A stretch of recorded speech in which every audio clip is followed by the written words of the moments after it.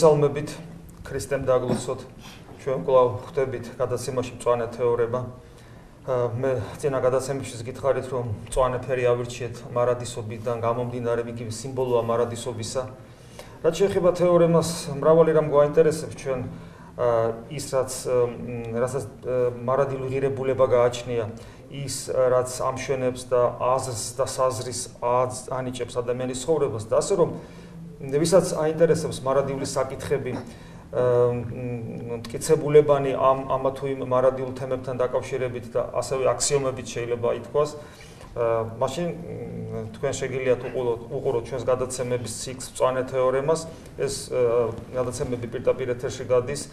ჩვენ გარკვეულ თემებს წამოვწევთ ხოლმე, ვისაუბრებთ მცირე ხნის განმავლობაში, შემდეგ მოწვეულ სტუმრებთან ერთად ვისაუბრებთ ნებისმიერ თემაზე, რომელიც თქვათ ამ შემთხვევაში თქვენ გაინტერესებთ და ასევე თქვენს ასევე დასვავთ კითხვებს მაყურებლები რაც გაინტერესებთ და ჩვენ გვინდა რომ ეს გადაცემების ციკლი იყოს იმგვარი რომ ნებისმიერი კითხვა, კიდევ ვიმეორებ, რაც მარადილ ღირებულებებს უკავშირდება, რაც ცხოვრების საზრეს უკავშირდება, რა თქმა უნდა ეს ყველაფერი კავშირია რელიგიასთან, დავსვათ, ვისაუბროთ. მე ალბათ გასაგები რადგან მე მღვდელი ვარ, ეს იქნება არა ფილოსოფიურ, არა ფსიქოლოგიურ ჭრილში, არამედ რელიგიურში. მე ვფიქრობ, რელიგიური ჭრილი უფრო მეტად საინტერესოა, იმიტომ რომ ის გარკვეულად კონკრეტიკას გვაძლევს სწორედ ამ მარადილ ღირებულებების შესახებ და ერთად ვიმსჯელოთ, ერთად ვიფიქროთ. რა თქმა უნდა ეს თემები ასევე ეხება კონკრეტულად ეკლესიას და მართლმადიდებელ ეკლესიას, რომლის წარმომადგენელიც მე ვარ და ჩვენ ამით კიდევ ერთხელ გინახ ხაზი გავუსვათ, რომ დღეს ხშირად არის ხოლმე ესეთი საუბარი, თქოს ეკლესია რაღაც დახურული ორგანიზაცია და ასე შემდეგ, ეს არის სრული ნონსენსი. ეკლესიასთან სიტყვა დახურული თქვათ რაღაც ეზოთერიზმის რაღაც ელფერი შეზინო ეკლესიას, არაფერი დაფარული ეკლესიაში არ არის. მას შემდეგ რაც ღმერთი ტრანსცენდენტული სამყაროს მიუწვდომელი ღმერთი ადამიანად მოვიდა, როგორ შეიძლება ეზოთერიზმი, დაფარულობა, რაღაც საიდუმლოება, რომელიც არ შეიძლება ადამიანმა იცოდეს, როგორ შეიძლება ის არსებობდეს ქრისტიანობაში და რადგან ქრისტიანობა და ეკლესია პრინციპში სინონიმებია, იმიტომ რომ არასოდეს არ უარსებია ქრისტიანობას ეკლესიის გარეშე და ეკლესია ყოველთვის იყო ქრისტიანობის გამოვლინება ამ სოფელში, ასევე შეგვიძლია ვთქვათ, რომ როგორ შეიძლება რამე დაფარული იყოს ეკლესიაში. კიდევ ვიმეორებ, ეს არის არასწორი თუ სადმე ვინმე რაიმეს საუბრობს ამგვარად. ეს არის ცილის სამება, ამიტომ ჩვენ ვცდილობთ, რომ აი ესეთ პირდაპირ ეთერში ნებისმიერ თემაზე ვისაუბროთ. არა გვაქვს რა პრეტენზია რომ ყველაფერი ვიცით, იმიტომ რომ ადამიანმა ყველაფერი არ შეიძლება რომ ყველაფერი იცოდეს. მეორე მხრივ გვაქვს რა რწმენა იმისა, რომ არ არსებობს კითხვა, რომელზეც ქრისტიანობას არ გქონდეს პასუხი. აი ამგვარად თითქოს და ურთიერთ გამომრიცხავი ანტინომიით, რომ ყველაფერი არ შეიძლება ვიცოდეთ და ბევრი რამე არ ვიცით, მაგრამ ამავე დროს ქრისტიანობაში პასუხგავოცემელი კითხვები არ არსებობს, უფლის შემწეობით და ასევე ჩვენი ერთობით, აქ ვინ ჩვენ ვართ, შვილებო და ასევე ტელემაყურებელს მივართავ, ჩვენი ერთობით გვაინტერესებს რა ის მარადილ ღირებულებები, რომელიც ჩვენი ცხოვრების საზრით შეიძლება წარმოადგენდეს, ჩვენ მრავალ კითხვაზე, ჩვენთვის საინტერესო კითხვაზე გავცემთ პასუხს, ან მრავალი ახალი კითხვა წამოტივდება, რომელიც რა თქმა უნდა ასევე ხელს შეუწყობს შემდგომში ჩვენ თქვათ ცნობიერების გაღრმავებას ამ მიმართულებით. როგორც წესი, ესე ვაკეთებთ ხოლმე, შვილებო, ჩვენ ყოველთვის რაღაც პატარა თემა მოგვაქვს, 10-15 წუთი, 10 წუთი ვსაუბრობთ ამ თემებზე და მე უკვე ამ თემაზე ან ნებისმიერ თემაზე ვისაუბროთ თავისუფლად, თუ რაიმე კითხვები გვაქვს და უფალით შეგვეწევა. ახლა რაც შეეხება დღევანდელ თემას, რომელსაც ძალიან 10-20 წუთი შეიძლება შევეხო, რადგან ხვალე არის ხარების დღესასწაული, ამიტომ მე მინდა რომ სწორედ ამ დღეს შევეხო და ყოვლადწმინდა ღვთისმშობლას შევეხო, თავისთავად ცხადია. ყოვლადწმინდა ღვთისმშობელი ეს ფენომენი, როგორც ასეთი, რადგან ეს ეხება ყოვლადწმინდა ღვთისმშობელის ეს ფენომენი ეხება ღმერთის ადამიანად მოსვლას სამყაროში, ტრანსცენდენტული ღმერთის განკაცებას, ამიტომ ერთით საიდუმლოებას წარმოადგენს, ოღონდ საიდუმლოებას არა ეზოთერიზმის გაგებით, დღეს თქვა, აი ოკულტურ მიმდინარეობებში რო არსებობს, რომ თქოს ადამიანებს უმრავლესობას უმალავენ, ხოლო განდობილებს ანიჭებენ. არამედ საიდუმლოებას იმ გაგებით და ეკლესიაში სადაც საიდუმლოებას გაიგონებთ სიტყვას, იგივე ნათლობის საიდუმლო, ევქარისტიის საიდუმლო, ღლობის საიდუმლო, ქორწინების საიდუმლო, არა იმ გაგებით რომ რაღაცას გვიმალავენ, არამედ იმ გაგებით რომ წვდომა ამა თუ იმ საღმრთო რეალობაში შესაძლებელია მხოლოდ და მხოლოდ ამ რეალობაში თანამონაწილეობით. ასე რომ ღვთისმშობლის სიდიადეს მხოლოდ მაშინ გაიგებ, როდესაც შენ თვითონ ეცდები, რომ გახდე ისეთი გახდე, რომ შენზეც წარმოითქვას ის სიტყვები, რა სიტყვები წარმოითქვა იონე მოციქულზე, როდესაც იონე მოციქულზე მიანიშნებს ყოვლადწმიდა ღვთისმშობლეს ჯვარცმული უფალი, ჯერ კიდევ ცოცხალი და ეუბნება, რომ ყოვლადწმიდა ღვთისმშობლეს ეუბნება იონეზე, რომ ეს არის შენი შვილი და იოანეს ეუბნება ყოვლადწმიდა ღვთისმშობლეს, რომ ეს არის შენი დედა. აი დედაშვილობა ღვთისმშობელთან. და ამ დედაშვილობის აუცილებელი პირობა, უფლისადმი თავგანწირული ერთგულება იოანეს მსგავსი, როცა ის ბოლომდე ერთგულებს უფალს და არტოვებს, მიუხედავად იმისა, რომ ეს მისთვის საშიში იყოს, ესე იგი შეიძლება ისიც მოეკლათ, აი ამგვარი ერთგულების გამო იგი ღირსი ხდება ღვთისმშობლის შვილობისა და ეს რას ნიშნავს? ეს ნიშნავს იმას, რომ იგი ღირსი ხდება უფლის ძმობისა. უფალი გვიწოდებს ჩვენ ძმებს, მეგობარს, თუმცა ეს პოტენციურად, აი იონე ღვთისმეტყველი გახდა რეალურად, როგორც მა და მეგობარი. ამიტომ ღვთისმშობლის საიდუმლოება აიხსნება კიდე როგორც გითხარით, მხოლოდ და მხოლოდ ჩვენთვის უფრო და მეტად გაიხსნება, რაც მეტად ჩვენ ვცდილობთ, რომ სწორედ ვიცხოვროთ.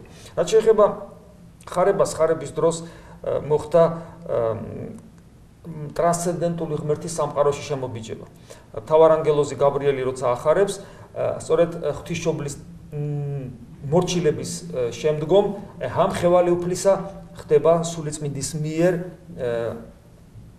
სულიწმინდის მიერ ჩასახვა ყოვლადწმიდა ღვთისმშობელში ადამიანისა, რომელიც ამავე დროს არის ღმერთი.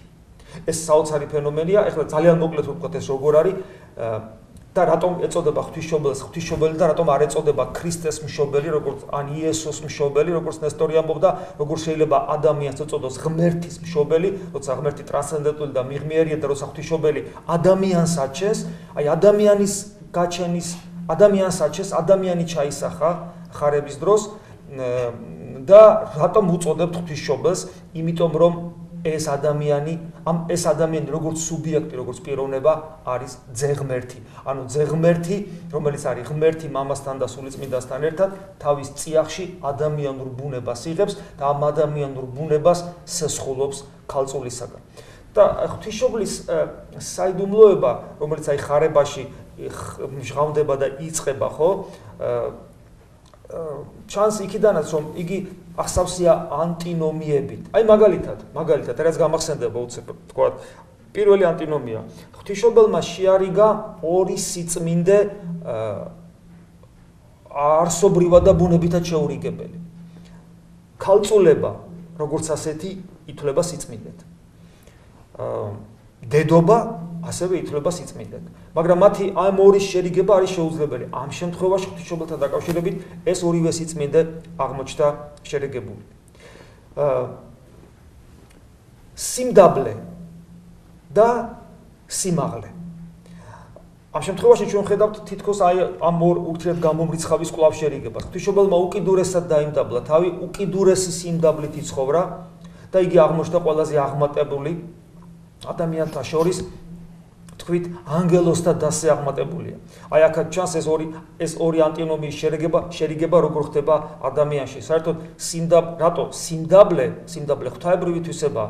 სიმდაბლის გაგება უჭირთ ხოლმე ქრისტიანებს, ფიქრობენ, რომ რა ფენომენია ეს და ხშირად ამბობენ, რომ პრაქტიკულ ცხოვრებაში ჩემთან ხშირად საუბრობენ, რომ კაცო თავდაბალი რო ვიყო და მე პრობლემები შემექნება ცხოვრებაში. ეს დამოკიდებულება არსებობს და ჩვენ მეუბნებით, რომ ეს არ არის, მოყავს მაგალითები, მაგალითად დავით მეფსალმუნე. დავით მეფსალმუნე იყო უძლებელი მეფე ისრაელისა. იცით როგორი სიტყვები აქვს? მატლ ვარ და არა კაც. საკუთარ თავს აი ამგვარად წარმოაჩენს. საკუთარ თავს უაღრესად დამცირებულად წარმოაჩენს. მისი სინანული 50-ე ფსალმუში ყველა მიცი. გამახსენდა მეორე დავითი, აღმაშენებელი გალობანის სინანულის არის, ვისაც წაუკითხავთ. გალობანი სინამდვილისანი საოცარი აღსარებაა სამყაროს წინაშე. როგორ იმდაბლებს თავს ღვთის წინაშე, როგორი ზეობაა სიმდაბლისა, მაგრამ ერთი დავითი აიღედა, გენა მეორე დავითი აიღედა. წარმოგიდგენიათ რა ძალმოსილნი ადამიანი იყვნენ. თავის ცხოვრების წესით, თავის შემართებით, თავის სიმამაცით. აი ნახეთ როგორ არის სიმდაბლე და სიმაღლე შეზავებული და ღვთისმშობელში ეს შეზავება, სიმდაბლეც უკიდურესია ადამიანთა შორის და სიმაღლე ისეთი, რომ იგი აღმატებულია სერაფიმებზე და ქერუბიმებზე, როგორც საგალობელი გვეუბნება. ესეც ძალიან მნიშვნელოვანია. მერე თქვათ აი ის რომ ღვთისმშობელი მორჩილებას ავლენს ასევე უკიდურეს. აი როცა არის იქ სიტყვები ხარების დროს იყავ ნებისაებ ღვთის, აი როცა ღვთის მე ღვთისმშობელი ამბობს რომ მე ესე იგი მეყოს ნებისაებ ღვთის ნებისაებ, აი ეს სიტყვები ნიშნავს ღვთისმშობელში აბსოლუტურად მისივე ნები, უარყოფა საკუთარი ნების. ეს არ გაგიკვირდეთ, რამე ისეთი რამე კი არ არის, რაც უცხოარი ქრისტიანობისათვის. მამაოჩვენაში რას ვეუბნებით? იყავ ნება შენ. ეხლა ეს რატომ ეს სხვა თემაა, შეიძლება ამ თემაზე სხვა დროს ვისაუბროთ, რას ნიშნავს საკუთარი ნება ჩაანაცვლო ღმერთის ნებით, ეს რას ნიშნავს, მაგრამ ერთი რამე უნდა ითქვას, ეს იმდენად რთულია, რომ მთელი ქრისტიანული ასკეზა, რომელსაც 2000 წლოვანი გამოცდილება აქვს ეკლესიას ამისი, ხო, ტომები და ტომები დაწერილა. უდიდესი წმინდანები იღვწოდნენ, რომ როგორმე ეს მოეხერხებინათ, რომ ჩემ ნებას, რომელიც სამწუხაროდ მსახურია ჩემი ქვენაგზნობებისა, ჩაენაცვლოს უწმინდესი ნება ღმერთისა. აი ღვთისმშობელში ეს მოხდა სრულად. მას თავის პირადი ცხოვრება პრაქტიკულად აღარ ქონია. მაგრამ ვიღაცა იტყვის, რომ ეს ხო მონობას ნიშნავს, არა. აი ღვთისმშობელთან ძალიან კარგად ჩანს, რომ უკიდურესი მორჩილება როგორ გვირგვინდება უმაღლესი თავისუფლებით. იმიტომ რომ თავისუფლება ადამიანს დაბადებიდანვე ნიჭება ორი ნიჭი, შესაძლებლობა თავისუფლებისა, შესაძლებლობა მორჩილებისა. ორივე თავად უნდა განახორციელოს. თავისუფლება იარაღია, რომელსაც იყენებს მე ადამიანი დიადი მიზნის მისაღწევად. ხო ხვდებით? და ნახეთ ღვთისმშობელის მიზანი როგორია? იგი ღმერთის დედა ხდება. ანუ მისი თავისუფლება იმგვარად რეალიზდა, რომ განკაცებული ღმერთის დედაა და აღმატებულია ყველა ქმნილებაზე, რაც კი გონიერი ქმნილება არსებობს სამყაროში. გულისხმობთ უმაღლეს ანგელოზებს, სერაფიმებსა, ქერუბიმებსაც კი. წარმოგიდგენიათ, აი როგორ არის, ხო, აქაც შეზავებული. ეხლა ის რომ იგი ერთდროულად არის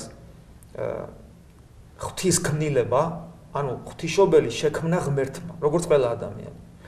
ამავე დროს ის არის დედა ღმერთისა. უცნაური ანტინომია. თან ქმნილებაა და თან ქმნილებაა და თან მისი დედაც არის ერთდროულად. ეს დიდი საიდუმლოებაა და კიდევ ვიმეორებ, აი ამ ყველაფრის აღქმა და გაგება ლოგიკურად არის შეუძლებელი. რომც გაიგო ადამიანმა ლოგიკურად ღვთისმშობლისადმი კრძალვა და მისდამი დედობრივი განწყობები და განცდები შეუძლებელია მაინც, იმიტომ რომ ამისათვის საჭიროა იოანეს სიმაღლეზე დგომა. და ამიტომ ჩვენ ასე ვამბობთ, რომ მართლმადიდებლობაში მრავალი შეიძლება იყოს ესეთი ტესტი ცუდი სიტყვა, მაგრამ საზომი თუ რამდენად ხარ მართლმადიდებელი. ერთ-ერთი საზომი ეს არის, რა დამოკიდებულება გაქვს ღვთისმშობლისადმი. თუ შენში ნელ-ნელა იზრდება ღვთისმშობლისადმი დამოკიდებულება, როგორც შენი დედისადმი, როგორც დედას, თუ ესე აღნიშნავ ნელ-ნელა. ოღონდ ეს არის არა უბრალოდ ლირიული ემოცია, არამედ რეალური განცდა, ხო? ეს ნიშნავს, რომ შენ უფრო და უფრო უახლოვდები იმას, რა სიმაღლესაც გვთავაზობს მართლმადიდებლობა. აი ეს არის და კიდევ დასასრულს ვიტყვი, აი დღეს ხარებაა და წმინდა მამებს აქვს ხომ ესეთი გამონათქვამი, რომ ჩვენ არა მარტო უფალს უნდა ვბაძავდეთ, და ჩვენ უფალს უნდა ვბაძავდეთ, ეს პირდაპირ მოწოდებაა სახარებისა, წმინდა წერილისა, არამედ ჩვენ ღვთისმშობელსაც უნდა ვბაძავდეთ, რომ ჩვენი ცხოვრების ისეთი ცხოვრების წესი გქონდეს, რომ ჩვენს წიაღშიც, ანუ ჩვენს გულშიც დამკვიდრდეს მაცხოვარი. მეცაც ვიტყვი, ჩვენს წიაღში მაცხოვარი დამკვიდრებულია. ყველა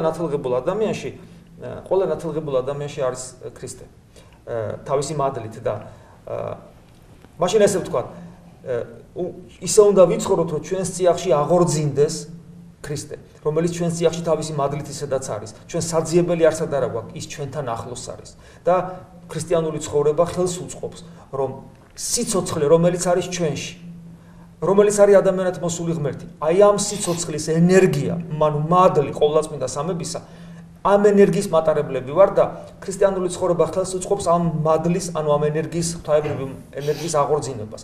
ამას ადამიანი გრძნობს. გრძნობს იმდანაც, რომ უფალი პირდაპირ ამბობს, რომ ვინც ჩემ მოწაფეს შიგნით, აი აქ წიაღში ექნება წყარო მადლისა და ეს ამ წყაროდან მოედიანებიან მდინარები და ეს მდინარი მიდის მარადიული სიცოცხლისკენ. მამები გვასწავლიან წმინდა მამები, რომ ადამიანი ამას გრძნობს.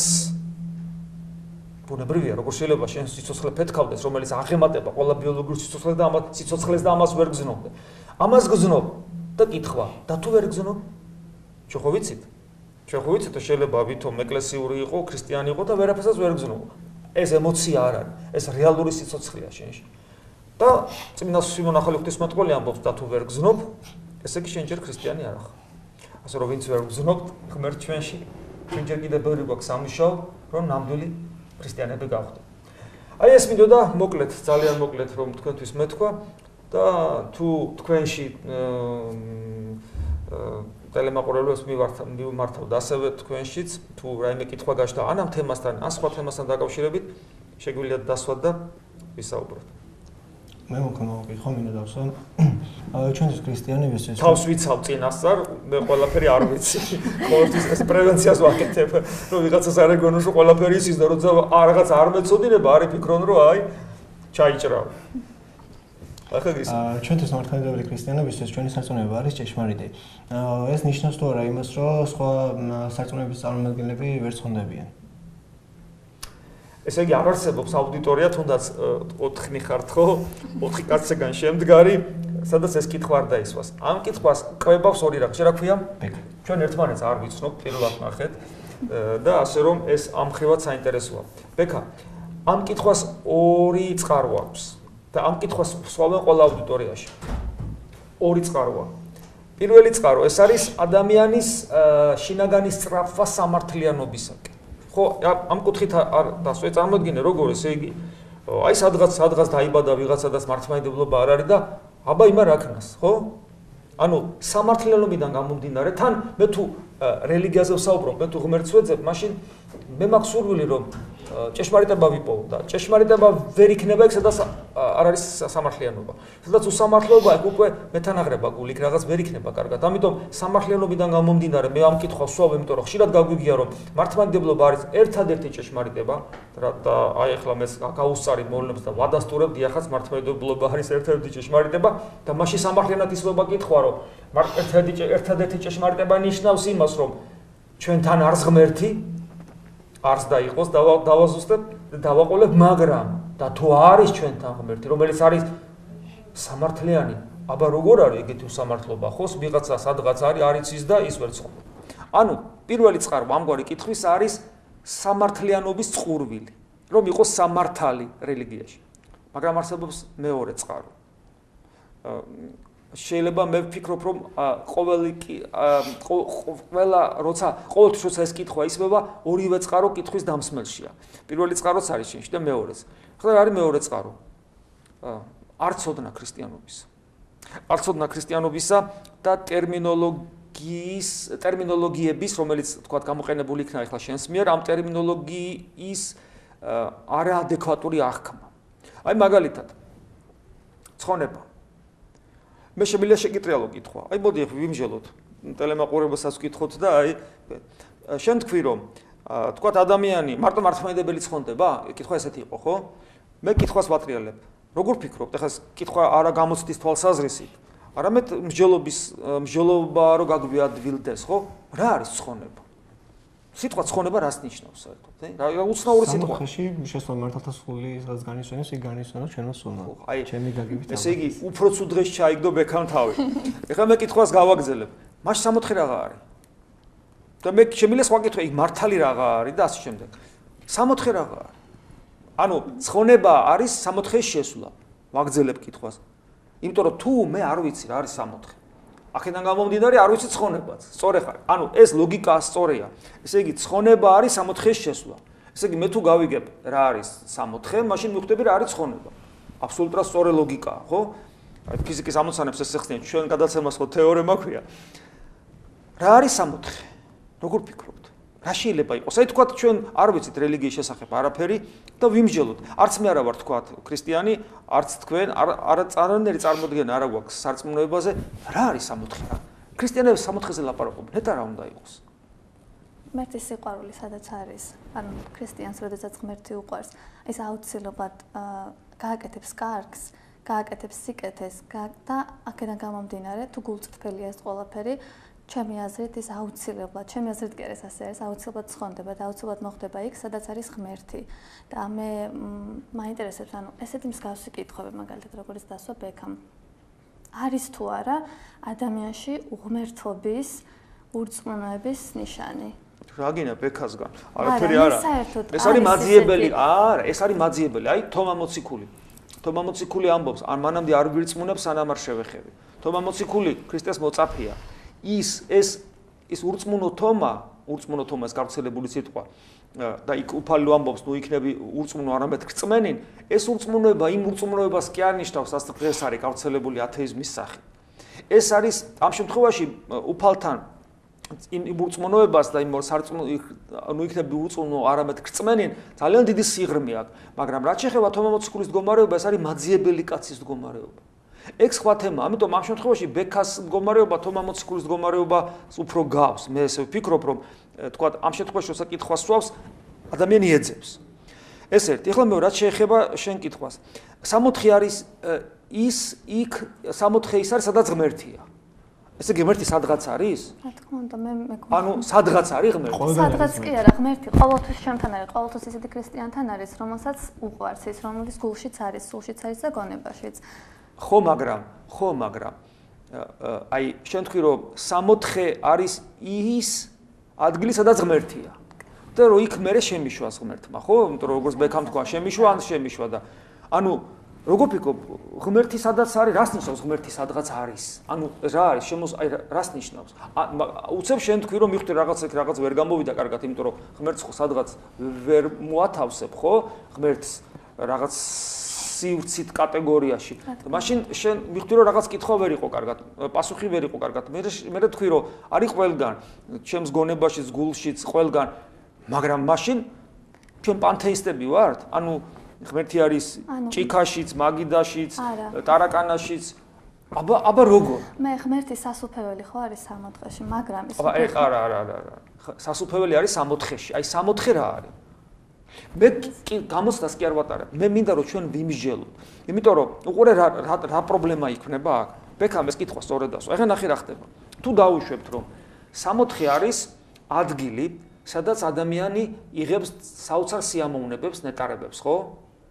არის მთელი რიგი რელიგიები, თქვენ ხო იცით რომ სამოთხე განისაზღვრება როგორც ულამაზესი მშვენიერი ბაღები, თავისი საოცარი ხორციელი სიამოვნებებით. უკაცრავად მათ შორის სექსუალური სიამოვნებებით. ეს ამბობს თქვათ ისლამი, თქვათ სხვადასხვა იმიტომ რომ რას კი წარმოუდგენია ადამიანის სიამოვნება, ყველაფერი არის, მაგალითად ერთ-ერთი მუსულმანი ღვთისმეტყველი იყო, მე უსმენდი მის გადაცემას, ის ამბობს, რომ ადამიანს შეიძლება ძალიან უყვარდეს, თქვათ, სწრაფი სიარული მანქანით და ის იყოს კარგი მუსლიმი. მუსლიმი ნიშნავს ერთგული, ღმერთის ერთგული, არა ჩვენ თქვი, ღმერთის ერთგული, ესე განმარტე შენ. მე ვარ ღმერთის ერთგული, მიფცნებებს ვასრულებ, ანუ მუსლიმი და ეს მიყვარს ეს, მაგრამ ამის შესაძლებლობები მე აქ არ მაქვს, ღარიბი მუსლიმი ვარ. და ესეთი ადამიანი გარდაიცვალა და ხდება სამოთხეში, სადაც მას ესეც აღუსრულდება, იმიტომ რომ ღმერთი როგორ არ აუსრულებს მას ამ სიამოვნებას და იქ ესე ამბობს, კაი ტრასა და კაი მანქანა დახდება. ხო? ნახეთ, თუ სამოთხე არის სიამოვნებების კრებული, მაშინ მე კითხვა შევატრიალე ესე. ადამიანი, რომელმაც ვერ ირწმუნა ღმერთი, ვერ გახდა მუსლიმი, ანუ ერთგული. ვერ გახდა. ნუ ხო გინახავთ ადამიანი, რომელიც ამბობს, იცი, როგორ მინდა ვირწმუნო და არ გამომდის. ეგ ერთი. მეორე კატეგორია ადამიანები, რომელმაც ირწმუნა, მაგრამ ვერ ერევა თავის ცოდვებს. ხო წარმოვიდგინეთ, ცოდვის მორევა ესე ადვილი ადამიანი ხალხს სიგარეტს ვერ ანებებს თავს და არის რიგი მთელი რიგი ცოდვები, რომელიც სიგარეტი ყველაზე ადვილი დასანებებელია და ადამიანი ვერ ანებებს რაღაც ცოდვებს თავს. ნუ დაუშვათ, რომ სულ მოკლეობაც გამოიჩინა და რაღაცა გააკეთა. მაგრამ აი და ამბობს გარდაიცვალა.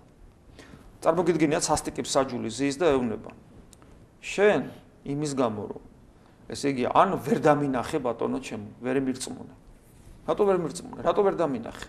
ან მირწმუნე და სულ მოკლეობა გამოიჩინე და ესე იგი არ დამიჯერე და დააშავე. ამიტომ მე შენ კი შეგიძლია ისი ამოვნო იქ 60-ში, მაგრამ არ შეგიშვებ.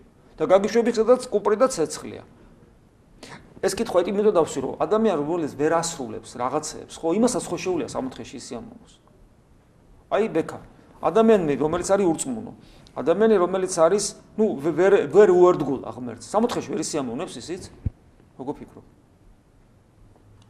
არ მგონია. მე ვფიქრობ, ჩვენ სარწმუნოებო გვასწავლის ისე, რომ თუ ღმერთის ერთგული არ ვიქნებით, 60-ს ჩვენთვის სამოთხის დახურულია. არა, თქვათ შეუშვა მაინც ღმერთმა, აი თქვათ შეუშვა. ვერ ისი ამოვნებს? ხო, მაშინ თავისთავად. იმისი ამოვნებს. თუ კარი ღია იქნება 60-ს. ისი ამოვნებს. ეხლა მე კითხვა მიშტება, თუ შენ 60-ში შეიძლება იბედნიერო. თქვათ იცხოვრი აქ რაღაც 60 წელიწადი და ნუ ცუდად იქცეოდი. 60 წლის ცუდად მოქცევის გამო, მარადისობაში უნდა ტანჯვაში გამყოფოს 60-ში არ შეგიშვას? მაშინ გამოდის რომ ღმერთი სასტიკი მსაჯული ყოფილა. შენ ეხლა შვილები არ აკავთ, ხო? არა. ეხლა მე შვილები მყავს და კიდევ სულიერი შვილები უამრავი მყავს და ზოგი კარგად იქცევა, ზოგი ცუდად იქცევა. შვილებში შეიძლება ზოგი შვილები მყავს. ეხლა წარმოიდგინეთ, ზოგი შვილი არ იქცევა კარგად. აბრაზებს. ეხლა გავაგდო სახლიდან. როგორც საჭირო ჩათვლა. რას ლაპარაკობ? ესე იგი, კაი, გაგდებას ვინჩივის, ტანჯო? ყოველდღე ვცემო? რა გავაკეთო? მე არ ესე იგი, წარმოგიდგენიათ, ღმერთი რა მდგომარეობა, ღმერთი როგორ გვესმის შეიძლება, გვესმოდეს, შეიძლება რომ მე რაღაცა ვერ გავაკეთე, არ გამომივიდა.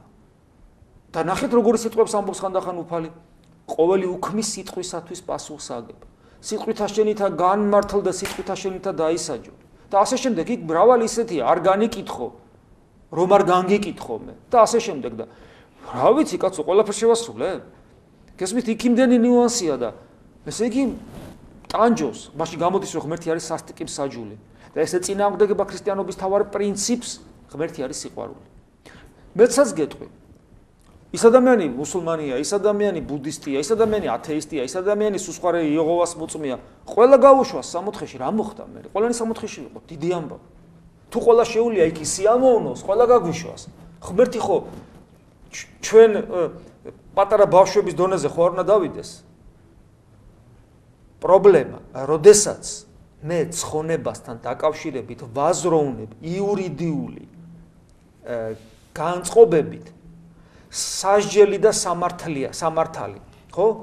და როდესაც ჩემთვის 60 არის სიამოვნებების რაღაც ერთობლიობა და ღმერთი წარმოდგენილია მეკარეთ, რომელიც ამ 60-ში, სადაც სიამოვნებების ერთობლიობა ან შემიშვებს, ან არ შემიშვებს. მაშინ ღმერთი გამოდის უსასტიკესი მსაჯული და მას არაფერი არ აქვს საერთო იმ ღმერთთან, რომელსაც ქრისტიანობა გვთავაზობს. ამიტომ, როდესაც საუბრობთ 60-ზე და როდესაც საუბრობთ ესე იგი ცხონებაზე, ეს თუ არ იქნა გაგებული, მაშინ უბრალოდ პასუხის გაცემაც კი შეუძლებელი ხდება. ეხლა რაც შეეხება 60-ს, ძალიან მოკლედ ვთქვა, წარმოდგენა რომ შეგვექნას, ეს ძალიან მოკლედ იქნება. 60 და სასუფეველი. ეს არის ღმერთი. ადგილი კი არა, სადაც ღმერთია. ის ადგილი, სადაც ისი ამოვნებ, თავად ღმერთია. მამა, ძე და სულიწმინდა. ესე ამბობენ წმინდა მამა. სასუფეველი თავად ღმერთია. და აი მაგალითად წმინდა წერილში არის ესეთი ადგილი. უფალი ამბობს რომ მე და მამაი და რა თქმა უნდა სულიწმინდა მოვალთ და დაუმკვიდრდებით თქვენს გულში. ღმერთი შემოდის შენში. გარდა ამისა ქრისტე ამბობს, სადაც მე ვარო მინდა რომ თქვენც იქ იყოთ. სად არის ქრისტე? აღსდგა ამაღლდა ზეცად და დაждდა მარჯვენით ღმრთისა და მამისა. ყოვლა წმინდა სამების წიაღში აღიტანა ადამიანური ბუნება. მამა, ძე და სულიწმინდა.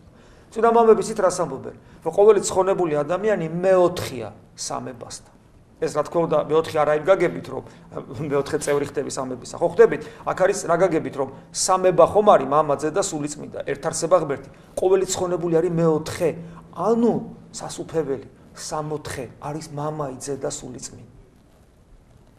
აი ეს არის და ეს იწყება აქვე, იმიტომ რომ მკვიდრდება უფალი, მამა, ძე და სულიწმინდა მკვიდრდება ჩვენს გულში.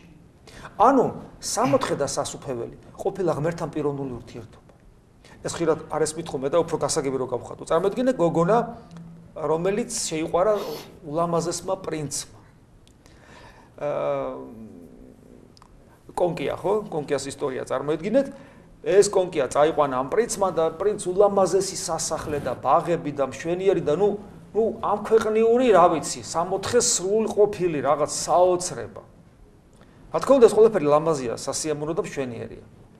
მაგრამ მე მაქვს კითხვა, ამ გოგონას, ანუ კონკიას ბედნიერების საფუძველი, ეს უმშვენიერესი სასახლე და ბაღები და ფუფუნებაა, ჩიტები და გალობა და ყველაფერი თუ პრინცი, ადამიანი. ადამიანი. დაუშვათ ჯვარი წერია და თქვათ ეს პრინცი ძალიან მალე ახალგაზრდა ასაკში გარდაიცვალა. ეხლა ამ გოგონას კონკიას მდგომარეობა განსაზღვროთ. ნუ 1-2 წელი თქვათ იგლოვა, მერე ნახა ეს ყველაფერი უკვე მაგისია, ხო და გადაეშვა ამ ფუფუნებაში, კიდევ ვიღაცა ნახა, გათხოვდა, მოიყვანა და შენი პრინცი აღარ ახსოვს. ესე იგი რას ნიშნავს? ამ შემთხვევაში ჩვენ ვიტყვით, რომ კონკიას პრინცი არ ყვარებია. კონკიას უყვარდა აი ეს. ის რაც პრინცის იყო და პრინცისთან ურთიერთობის შედეგი იყო, მაგრამ თავად პრინცი მას არ უყვარდა. ანუ კონკიას სიყვარული არ ქონია. ხო? მისთვის მნიშვნელოვანი მატერიალური სიყვარული იქნებოდა იქ, სადაც ნახავდით, რომ კონკია აი ამ ყველაფერს პრინცის გარდაცვალების მერე ღარიბ კატაკებს დაურიგებდა და წავიდოდა მონასტერში. ღმერთთან ერთად ყოფილიყო პრინცთან, რომელიც გარდაიცვალა.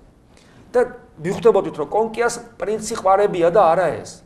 აი დაახლოებით ამგვარი რაღაცაა ქრისტიანობაში. ქრისტიანობა გვასწავლის ღმერთის პიროვნულ სიყვარულს, პიროვნულ ურთიერთობას ღმერთთან და საერთოდ არ ფიქრობს პრინციპში იმას, რაც ამას მოყვება და რა შედეგები აქვს ამას. რა თქმა უნდა, დადებითი გასაგებია, მაგრამ ეს ყოველთვის მეასეხარისხოვანია. ამიტომ არის რომ გაიგონებთ საოცარ ესეთ გამონათქვამს, რომ მამებისგან რომ სათავარ ვიყო ჯოჯოხეთში. თანახმობა, ოღონ უფალო შენთან ვიყო. ეს თითქოს აბსურდი წარმოაჩენს უანგარობას. ამიტომ, როცა ვსაუბრობ ცხონებაზე, ცხონება არის ღმერთთან პიროვნული ურთიერთობა. და როცა ვამბობთ, რომ სხვა ცხონდება თუ არა, იმ სხვას უნდა ვკითხოთ, თუ იმის რელიგია უნება, რომ შენთვის 64 ლამაზი ბაღები და სიამოვნებებია და თქვათ ბუდისტებთან ნირვანა, გაქრობა და რაღაცა, ხო სიტყვაზე. იმას უნდა მამასთან, ძესთან და სულიწმინდასთან ურთიერთობა. უნდა, არ ეკითხები? როცა ჩვენ ვსაუბრობთ იმის ცხონებაზე, იმას თუ უნდა ეს. და მე გეტყვით, რომ ქრისტიანობაშიც კი მართლმადიდებლობის წიაღში ძალიან ბევრს ეს არ უნდა. აღსარებელია, მაზიარებელია, ეკლესიურად ცხოვრობს. აი მამასთან, ძესთან, სულიწმინდასთან ერთობა არ უნდა. მას უნდა აი პირველი კონკია რო იყო. ის სიკეთეები, რაც ღმერთისგან შეიძლება გქონდეს. სიმშვიდე, წყალობა, დახმარება, ყოვლის შემძლე არსების და ასე შემდეგ. ამიტომ ცხონების საკითხი ძალიან რთულია ქრისტიანობაში და ამის ვერ გაგება აბსოლუტურად გავრცელებული ფენომენია თვით მართლმადიდებლობაში. კიდე რა კითხვები გქონდა? კიდევ ერთ კითხვას დავსვამ ისინი თუ შეიძლება. კი ბატონო, დასვა. არიან სასულიერო პირები, ანუ ადამიანი ეკლესიაში მისვლის დროს ხედავს ამ სასულიერო პირი თვითონ არ ყოლებს ადამიანს და ერში ჩდება ეგეთი მოსაზრებები, რომ ანუ სასულიერო პირები ღირსეულად არ მსახურებიან ღმერთს, თუმცა არიან სასულიერო პირები, რომლებიც ჭეშმარიტად ემსახურებიან თავიანთ საქმეს და უგალავენ ასეთ სასულიერო პირებს ის ადამიანების ახალს აი ამასთან დაკავშირებით. ნუ საერთოდ მე ეს ხანდახან ითვლება ხოლმე ეს არის მომაკვდინებელი კითხვა, მაგრამ მე არ ვთვლი ამ კითხვას მომაკვდინებელად. ჯერ ერთი ეს ცნობილი ფრაზა ხო არის ესეთი. ღმერთის წამს და მღვდლის არა. ნუ ამ ფრაზაზე საერთოდ მეცინება, იმიტომ რომ მე ეს ფენომენი რა მღვდლის არ ამწამს. ღმერთმა დაგიფაროთ ვინმესო ჩემი გწამდეთ. ხოდე ვიღუპეთ. რას ნიშნავს? ჩემი როგორ უნდა გწამდეთ?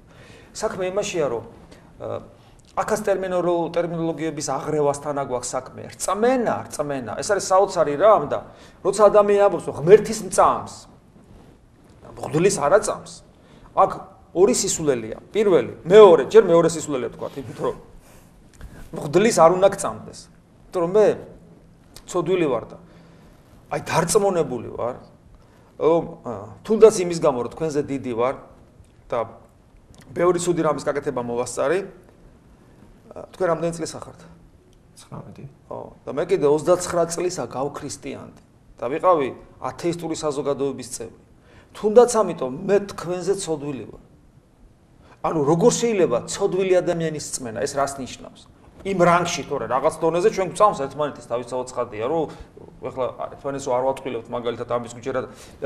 აი ღმერთის რანგში რო აყავთ ღდელი, რომ ღმერთის მწამს და ღდლის არა და რატო უნდა გწამდეს ღდლის აი ეს ამ სიმაღლეზე რატო აყავს? ის ჩვეულებრივი ცოდვილი ადამიანი.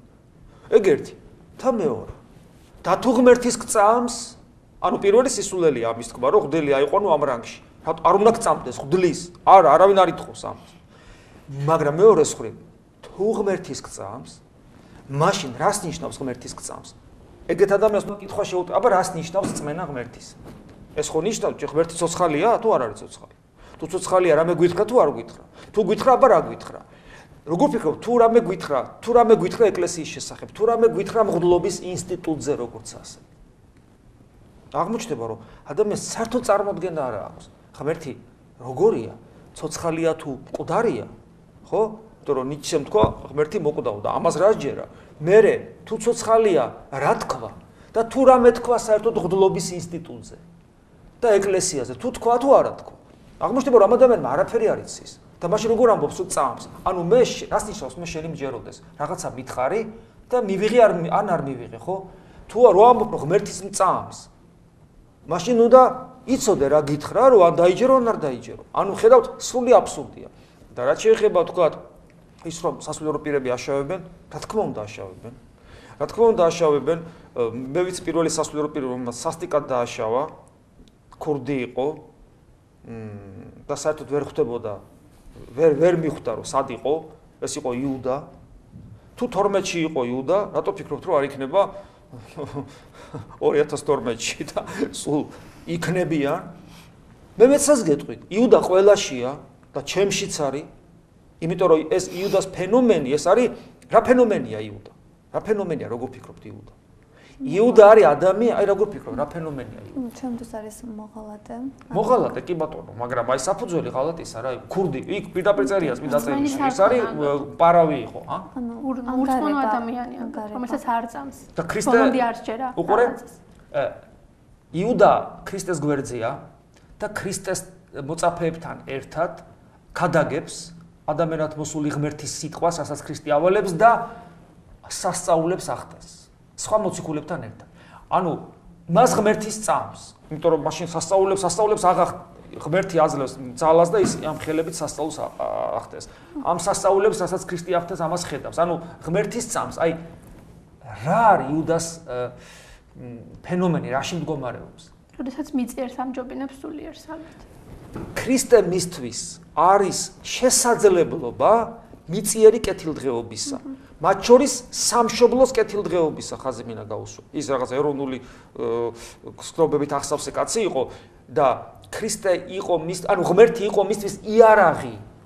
ამ შემთხვევაში ქრისტე, მოდი ასე ვთქვათ, შეიძლება ის ბოლომდე ვერ ხვდება ქრისტე ვინ არის, თავისთავად ცხადია.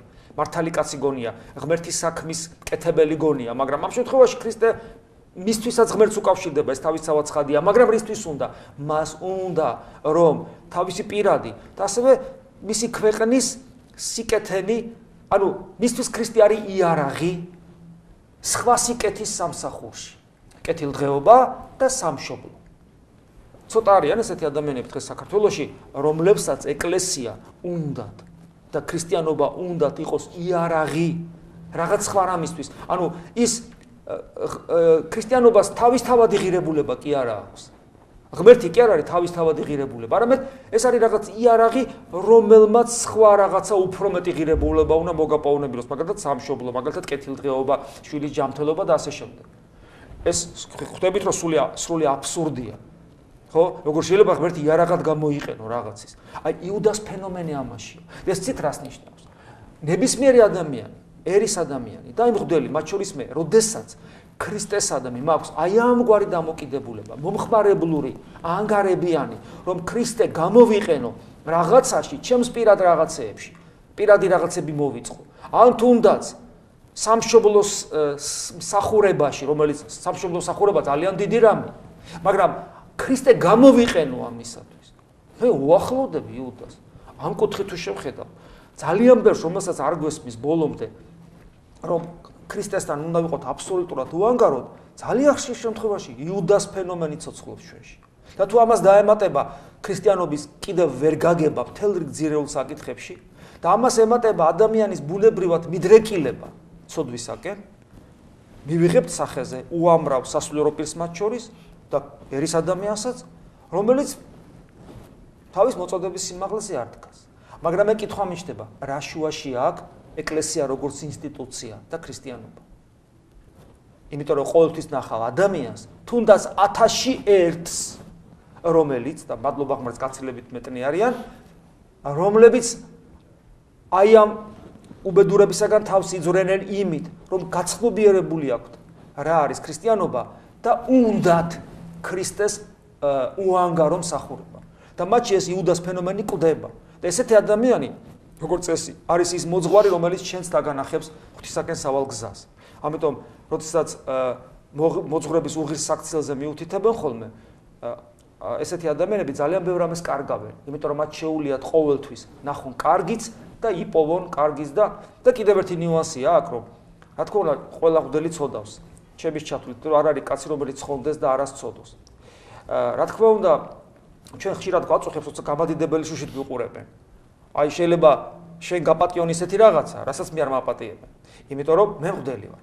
და ჩვენ ეს არ მოგწონს ხოლმე სასულიერო პირებს, მაგრამ მე ვფიქრობ ეს ძალიან კარგია, რომ ესე გვიყურებენ, იმიტომ რომ ქვეცნობიერად ისინი ჩვენგან ითხოვენ იმას, რაც ჩვენ პოტენციაში მოგვეცა, ვიყოთ ხატნი ადამიანად მოსული ღმერთისა. უფალმა ჩვენზე თქვა.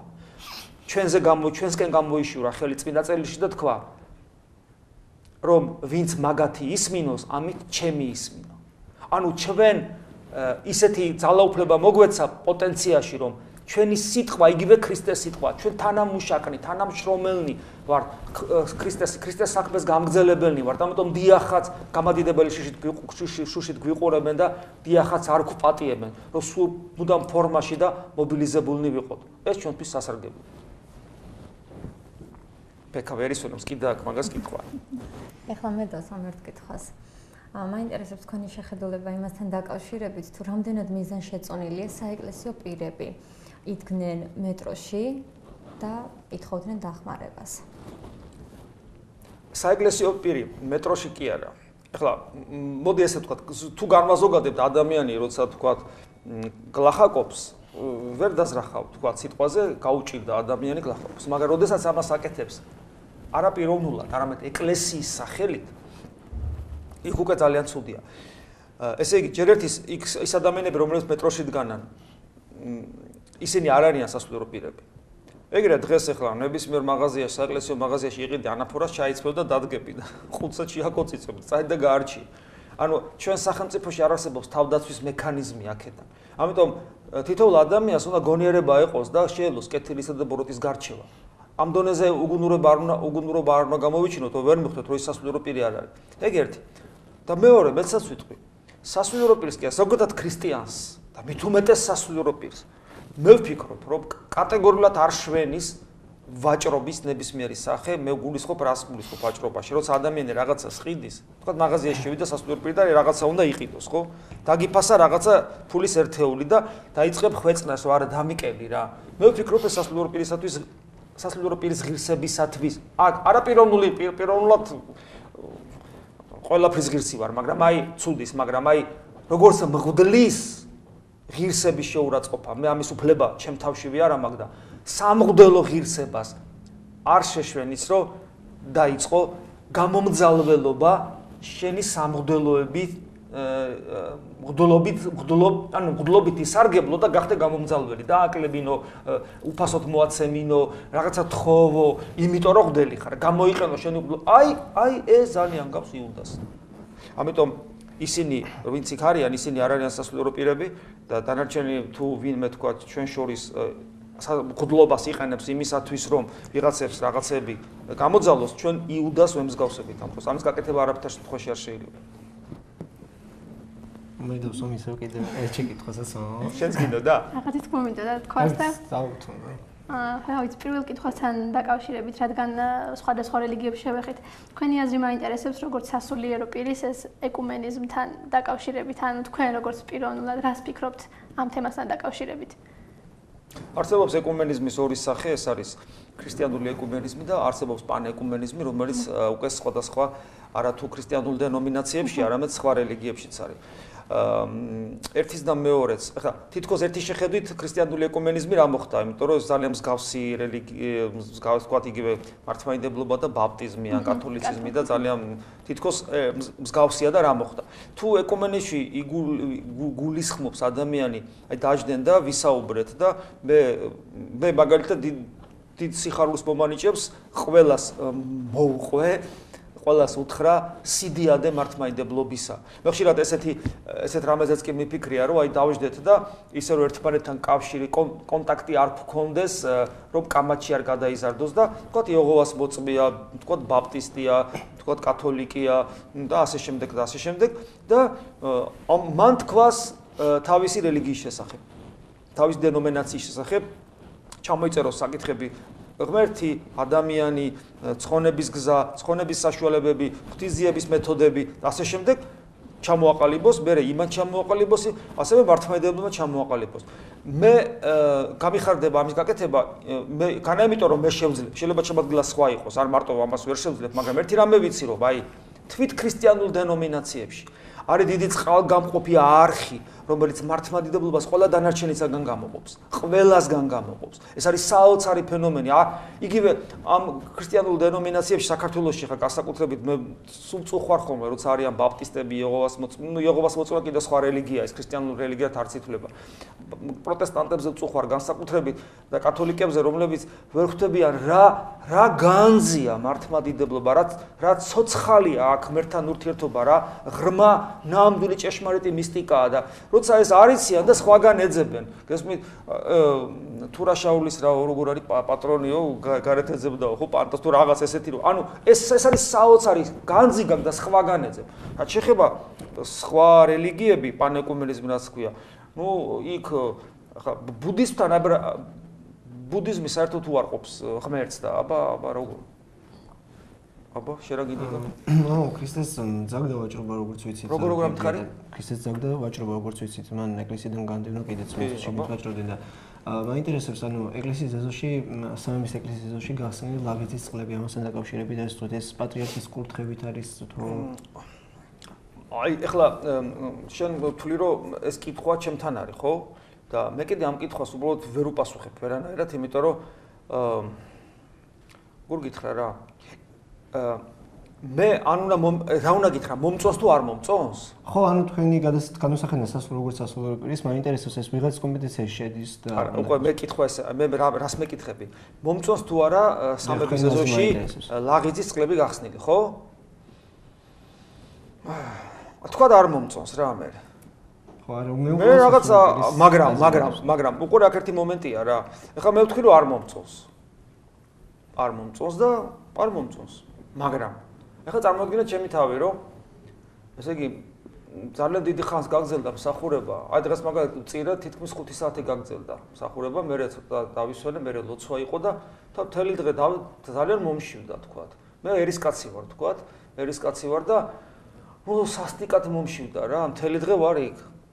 და გამოვადი და რა ვქნა ეხლა, ან კიდე შეიძლება შუალედში, მე კიდე საღამოს მსახურება უნდა იყოს და ვაპირებ იქ დავრჩე და რა ვქნა ეხლა და უცებ დავინახე არ მომწონს ლაღიძის წყალი რო არის იქ, ლაღიძის წყლები, ანუ ის ხაჭაპურებიც არის იქ და რაღაცა. არ ვიცი, მაგრამ მხოლოდ გარედან ნახეთ. ხო, რაღაცა თქვა, საჭმელიც არის.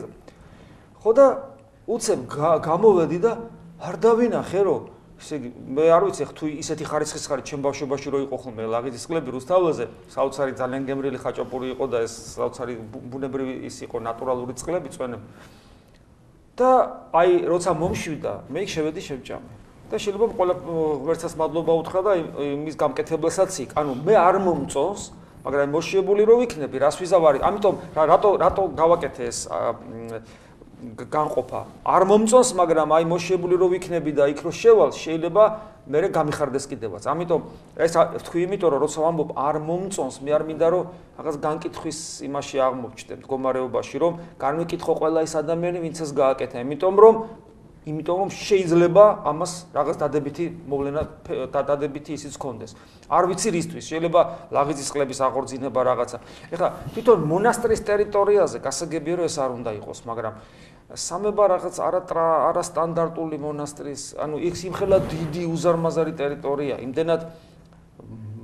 იმდენად ღია არის საზოგადოებისათვის, იმდენად არაორდინალურად ჩაცმული ადამიანები დადიან და ასე შემდეგ, რომ ეხლა ეს რო იყოს ჩვეულებრივი ჩაკეტილი მამათა მონასტერი, რა თქმა უნდა არ შეიძლება და აი აქ ამ კომპლექსში, არ ვიცი, აი ესე თუ შევხედავთ, როგორც აი დიდ გახსნილ კომპლექსს, შეიძლება იქ პრობლემა საერთოდ არ იყოს, პირიქით კარგიც იყოს, რომ იქ ადამიანმა, ესე იგი, სული მოითქვას და წყალი დალიოს. არ ვიცი, ამიტომ როგორც მონასტრის ტერიტორიაზე არ მომწონს, მაგრამ აი ასეთ დიდი გრანდიოზულობით თუ შევხედავთ, შეიძლება იქ პრობლემა არც იყოს პრინციპში. მე მაპატია რომ იცით რა, ეს კითხვა რადგან არ ეხება სულის ხონებას ქრისტიანობის არს, მე მიჭირს პასუხისგაცემა, იმიტომ რომ მე უნდა ვიცოდე мотиваციები, რატო გაკეთდა. ეს ხო არ ვიცი. ჩვენ საუბრობთ ისე სხვათა შორის აქ რო ის სასულიერო პირი იყოს, ან ერისკაცები ის გააკეთა, ალბათ იმას უფრო ეცოდინა. მე მაინტერესებს ერთი კითხვა. ერეოდეს უნდა თუ არა ეკლესია სახელმწიფო საქმეებში? ესე იგი, რადგან აი ესეთი კითხვა დასვა, რომ ამაზე პასუხის გაუცემლობა იქნება ცუდი, მაგრამ მეორე მხრივ სანამ შენ კითხვას დასვავდი, მითხრეს, რომ ესე იგი დროა და ეკლესია მოკლე პასუხი ესეთია, რომ რა თქმა უნდა, ზოგადად ესე ამბობენ, ეკლესია არ უნდა ერეოდეს სახელმწიფო საქმეებში და სახელმწიფო არ უნდა ერეოდეს ეკლესიის საქმეებში. ზოგადად ესეა და რა თქმა უნდა, გარკვეული ფსიფაქიზი ახლავს ამ თემას, მაგრამ არის ერთი ნიუანსი. მე ერთ მაგალითს მოვიყვან. ივანე ნათლისმცემელი, როცა ამხელს ეროდის და ეროდიადას, მეფე დედოფალს, ინცესტის ცოდვაში და მე თავს მოკვეთავენ ამის გამო. ის ჩაერია თუ არა სახელმწიფო საქმეებში. მეორე კითხვა. როდესაც ევდემოს კათოლიკოს კლავს როსტომ ხანი. იმიტომ რომ ნუ შეაწუხა ევდემოს კათოლიკოსმა. იმიტომ რომ ევდემოს როსტომ ხანმა მიუხედავად იმისა, რომ ეკლესიებს აშენებდა, გარყნა სამეფო კარი და სამეფო კარის მიმბოძოლობით ხალხი გაიყრნა. ევდემოს კათოლიკოსი, ესე იგი, გამოდის მის წინააღმდეგ. ჩაერია თუ არა სახელმწიფო საქმეებში.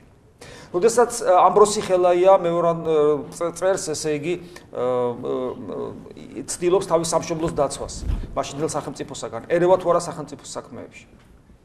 და უამრავ ესეთ მაგალითს ვნახავთ, სადაც სასულიერო პირის არჩება სხვა გზა თუ არა ის, რომ იზრუნოს თავის სამწყოსოზე და სამწყსოზე, როცა მას უზნეობის წალეკვით ემუქრება რაიმე მოვლენა და ფენომენი. თუ ჩემი სახელმწიფო მიიღებს გადაწყვეტილებას, სადაც თქვათ ეს ლახავს ჩემი ერის ღირსებას და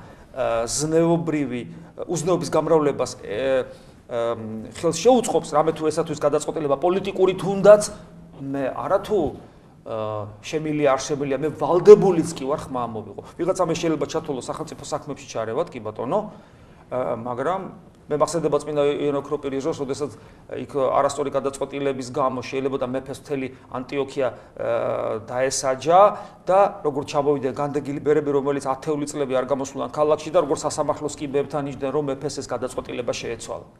გესმით? ამიტომ ვერ იქნება გულგრილი ქრისტიანობა სახელმწიფოზე, რომელიც მისი სამშობლოს მმართველობას წარმოადგენს და რომელიც ადამიანების გარყვნას თუ ხელს უწყობს, იქ გულგრილი ვერ იქნება. მაგრამ ეს არ ნიშნავს, რომ სახელმწიფო საქმეებში ერევა ეს არის თავისი ფუნქციის შესრულება. უზნეობას წინ უნდა აღუდგეს ნებისმიერი ფორმით. ნებისმიერი საშუალებით ამ საშუალებაში გულისხმება სიტყვა, მაგალითი, შეგონება და ასე შემდეგ. მე ვფიქრობ, ჩვენი დრო ამოიწურა. რამდენად საინტერესო გამოვიდა ჩვენი შეხვედრა თქვენ განსაჯეთ და ასევე მაყურებელმა, სამწუხაროდ კითხვები ვერ შემოვიდა, ან რაღაც მიზეზი იყო ამისი, მაგრამ მე ვფიქრობ, რომ თუ ვინმეს კითხვის ნიშანი მაინც გაუჩნდა გარკვეულ თემებზე და რაიმე საკითხით დაინტერესდა, მაშინ დღევანდელი შეხვედრა ჩვენთან მწვანე თეორემასთან შედეგიანი აღმოჩნდა. ქრისტემ დაგლოცვა.